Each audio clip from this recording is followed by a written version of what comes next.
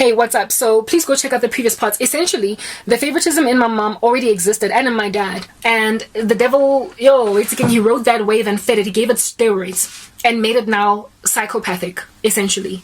That's what came up against me, coupled with the fact that a whole bunch of people also abused my mom spiritually, and my dad, people who were already weak spiritually. The devil abused them further through people. Like, when you take a situation for granted, you can tell that a mother is not as loving towards her daughter as she is supposed to be, and so you just go and put spells on the mom to totally neglect her daughter, where before she was like about 20% neglectful, now you will make the mother 70% neglectful.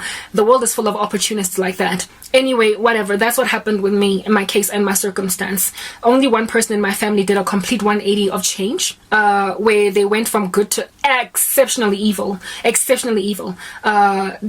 a way that I could tell. But other people, it was just an extension of their existing personalities. They were already kind of untrustworthy. They already had kind of shady under the belt antics.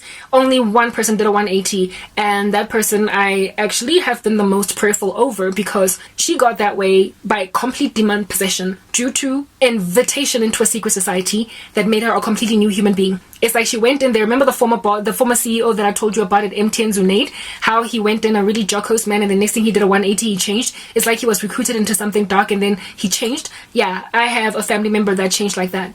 But the rest of them are just extension of where they are. It's just a magnification of existing nonsense. So I'm not too shocked, thank God, at the thing that they did. Anyhow, my mom was a continuation of existing nonsense, right? It was just beefed up, that thing in her, and so she ended up abusing me in like unfathomable ways because of the loss of my job. And she also participated in a mutiny against my life to lose that job, and everybody just decided to ride that wave. Now this $500 that then she gave me was because she had gotten softened up over the years. Something had happened.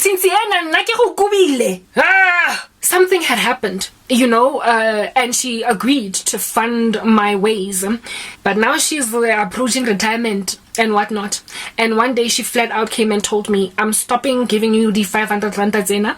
You're gonna have to go and find yourself a job. If anything, they're interviewing at Woolworths. I'm at Woolies. I'm like, woman, you have got a highly intelligent daughter that has got lots of beautiful corporate experience. You are in a position to help her get a job. That makes sense. She used to be a program manager. She's extremely educated, and you want me to go at Woolworths and cause her enemies to laugh at her. It was at this stage that I freaked out because she had a history. Remember, I've got PTSD. This fly, she had a history of just kicking me out if I don't do what she wanted. Remember that story that I told you about her following me to an interview and then kicking me out of home when it turned out that interview was not true, that I lied about it to get her to leave me alone because they were all busy persecuting me.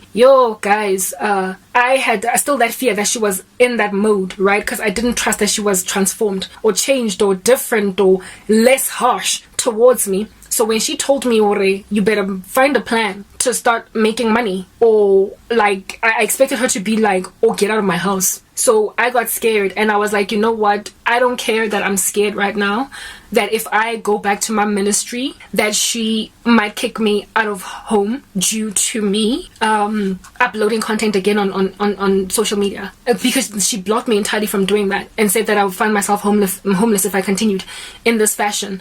I was like, I'm not going to go scan groceries at Pick and Pay. I'm not going to go and be a teller at Woolworths. I'm not going to go and apply for some job that doesn't make sense for me. I'm going to start a business online, and I'm going to try and see if I can start a YouTube channel that's going to get monetized. And that's how I'm going to make money. And so therefore, by the time that she retires, I will have some kind of a salary so that she's not going to be like I'm a burden on her and I need to get out. You know what I mean? So I took the risk. And I went back to my YouTube channel. I went back to social media. That's when, unfortunately, this filthy maggot, because that's what he is, from the United States found me and decided to pursue me and slide into my DMs and bewitch the crap out of me because he saw that I am going through a lot. Come on, it's a game. Flying kick. Have you ever killed a fly with a flying kick? I'm gonna get that done just now. Anyway, whatever. Righto, so unfortunately, literally within like a month, a month is long. Yeah, no, a month actually. Within a month of being back on social media, struggling to just to grow my YouTube channel, gain subscribers. Here it is that I'm trying to share my witness. I don't know from what vantage point. I'm trying to see if I can't get that monetization game happening, because I was told otherwise go scan groceries at Pick and Pay. And then within a month, this American guy started sliding into my DMs and distracted me from the mission. And it was also because I was so mad, I was so angry at that time, and I was not getting anywhere. I was upset. I went back to Facebook and I was like, you are all witches. Like, this is what you did to me. Like, former friends and stuff, like all that stuff, right? And I showed them, despite being witches, this is what God has done for me. And I started sharing videos of my dance, my sensuality, and all that jazz. This guy found that because he followed me on all my handles in my YouTube description box, and he was like, he got attracted to the twerk, the perversity, and he then slapped me with love curses and what have you. And I told you that guy's story in that 34 part. Go listen to it. That's how he ended up coming back, squeezing into my life. He had checked out my ministry in the earlier days before I quit, and then I went silent for a season, and then I went back using this internet that is here. So basically, God was uprooting through that whole experience. Do you understand? My sensuality.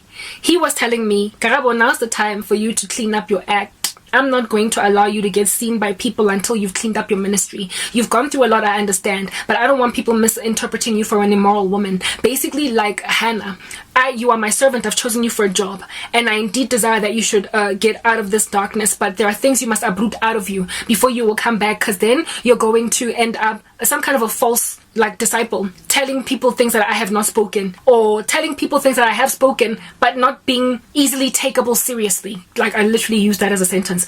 People are not going to take you that seriously despite you giving true words that come from me, due to the fact that you'll be sensual, you'll be half dressed, you will be just doing random compromised things. Clean yourself up, that you might indeed rock up in a way that's going to be acceptable for the church and healing for the body of Christ.